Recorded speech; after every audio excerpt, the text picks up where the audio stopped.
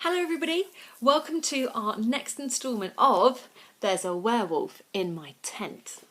Now, where did we get to? Here we go. Our next chapter, An Unexpected Guest. The zip on our tent started to slowly move up, and Maisie actually leapt on my knee, so I couldn't even move to do something because Maisie was pinning me down. Zach rushed forward and put the zip back down and put the little suitcase lock on. And then the voice said, "It is I, the River King." Zach looked at me and I didn't know what else to do, so I just nodded at him and he let in Gary Petrie.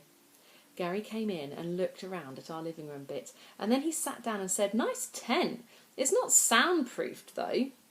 And that's when we realised that Gary Petrie had been listening outside and that he had probably heard everything. Gary took a Twix and started eating it. Then he said, "It sounds like you need help." And I said, "No, thank you." And then I took the second half of the Twix out of his hand because it wasn't his and he hadn't even asked if he could have it. But Gary just smiled and said, "I know about Jodie." I was just about to tell Gary Petrie to go away when Maisie said, "Go on." And that's when Gary said that he knew something was up, because when he had been checking that everything was in order at the River Gary sign this morning and giving it a polish, he had noticed Jodie in the phone box making weird noises. And that's when Maisie said, "We're worried that Jodie might be, a werewolf. Do you have the power to help with that, Gary?" And Gary stood up and put his hand on his hips and said, "I have the power." Me and Zach both gasped and said, "Maisie!" because we didn't think we could tell people about Jodie when it was up to us to protect her werewolf secret. But Maisie said that it was okay and that Gary wouldn't tell anyone and that she trusted him. Gary smiled loads when Maisie said that, and I could see that he had obviously just eaten a whole bag of cheese puffs before he came to see us. I was in a bit of shock because I had no idea that Maisie trusted Gary Petrie, but then I remembered about how he had saved her from the fake hot chocolate river and realised that must have been where she started trusting him. Gary Petrie pointed his pinky finger at Maisie, but Gary Petrie usually had bogey fingers, so I didn't think Maisie would do the pinky promise, but she did. And then Maisie and Gary both said promise at exactly the same time and started giggling. Then Gary said that he was very sorry Jodie was a werewolf, and Maisie said thank you. Then, before we could stop her, Maisie told Gary Petrie all about Miss Moon too.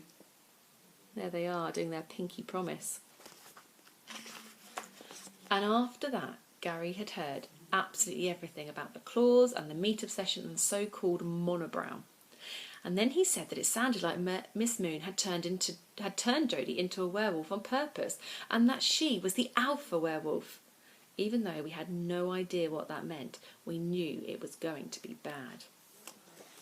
The alpha werewolf. As soon as Gary Petrie told us what an alpha werewolf was, we all rushed out of the tent to find Jodie.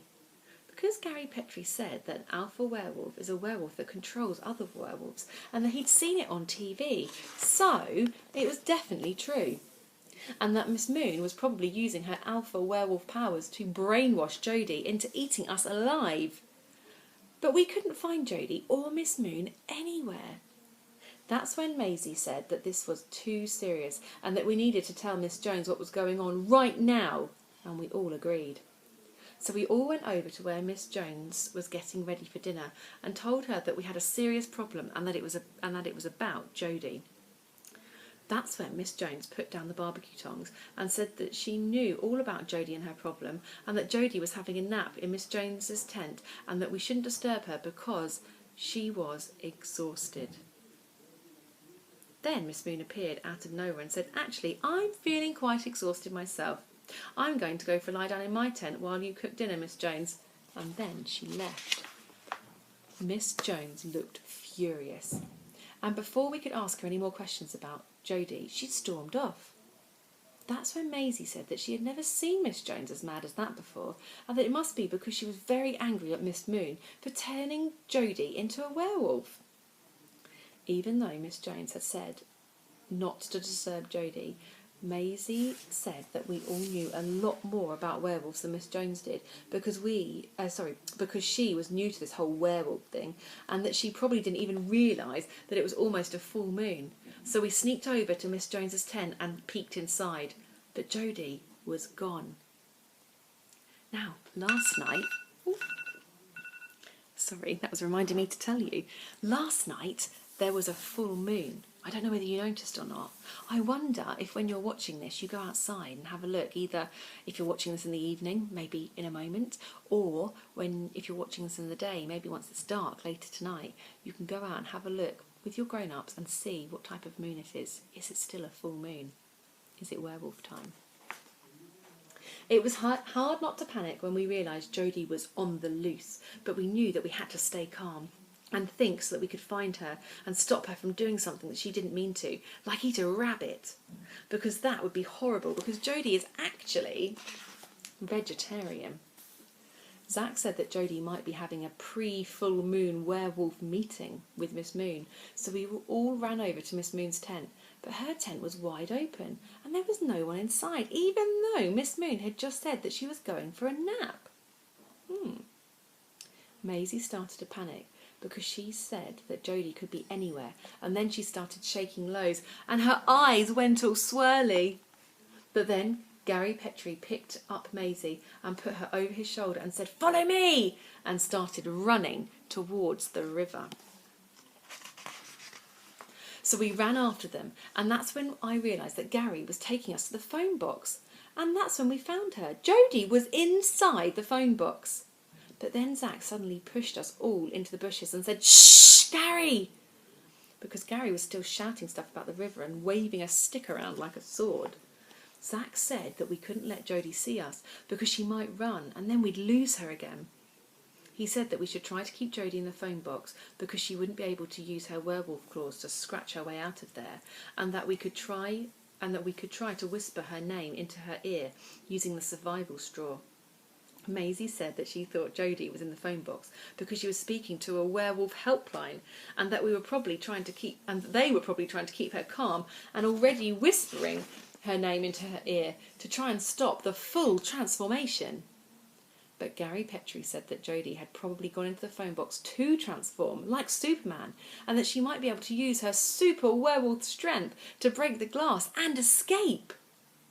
Maisie pulled her binoculars out of her backpack, and when we looked through them, we saw that Jodie's face was now covered in long hair.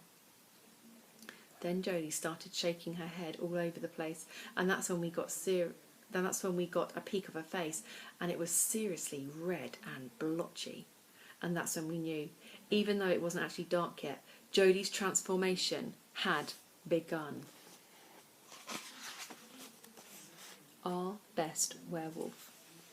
So we made a plan.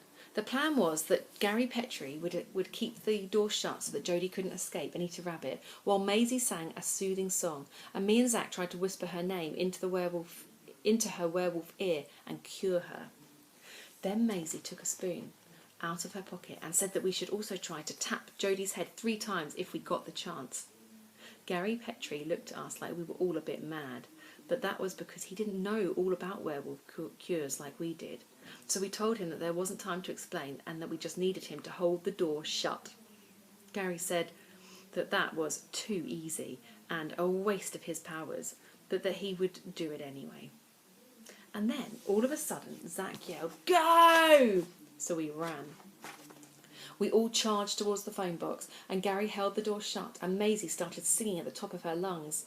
Then I shouted through the glass to Jodie that we were going to save her, and that she was our best friend, and that we actually loved her, but Jodie didn't say anything back. She just stood there covering her face with her hands so that we couldn't see her werewolf fur, or so-called monobrow. Then I noticed that Zach was trying to say something to me, but I couldn't hear him because of Maisie's soothing song, and it was actually really loud, mega loud, and not really soothing at all. There they are, all doing their different jobs. I wonder which job you would like to do. Hold the door shut? Sing the soothing song? Try and tap her on the head with a spoon? Which one? So Zach pointed at the straw and pointed to the door. So that was when I realised that the only way we were going to get the straw into the phone box was to open the door a little. So we told Gary Petrie to open the door just a tiny bit so we could slip the straw through and position it next to Jodie's ear. But as soon as Gary pushed the door back a crack, Jodie started pushing at it and making loads of weird howling sounds. And Gary said, "I can't hold it! She's too strong!" Ah!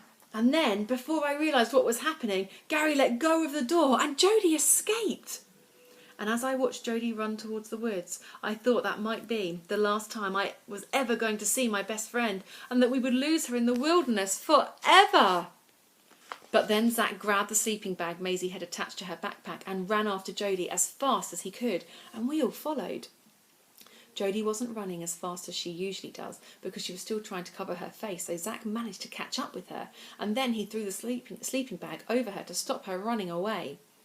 Me and Zac grabbed Jodie and started carrying her back to camp, and Maisie said, "Don't worry, Jodie, we're trying to help you. The sleeping bag is so you don't scratch anyone. It's for your own good, and we all know that you're a werewolf." And that's when Jodie started shaking and wriggling like mad, and Gary Petrie started screaming, "This is it!" And then that is when we took the sleeping bag off Jodie so that she could become a complete werewolf. There they are, running with Jodie in the sleeping bag. But that's when we heard Jodie say, "What? No, I won't!" And then Jodie started laughing hysterically, and it was really hard to carry her because she was jiggling all over the place. So we had to put her down. Zac said that what we were witnessing was the effect of the full moon, and that the moon was starting to drive Jodie to madness. And that was when Jodie sat up and showed us her face, and there was no hair, even though it was red and blotchy. And she said, "What's wrong with you? I'm not a werewolf." And she could barely get her words out because she was laughing so hard. So we explained how Miss Moon had scratched her and how she'd gone a bit weird after that and went to bed early without eating all the marshmallows, and then slept in Zac's tent by herself and kept disappearing off the phone box and lying about where she was going. And Jodie looked up and went all calm and said, "Do I look like a werewolf?" And we all said no, because her hair wasn't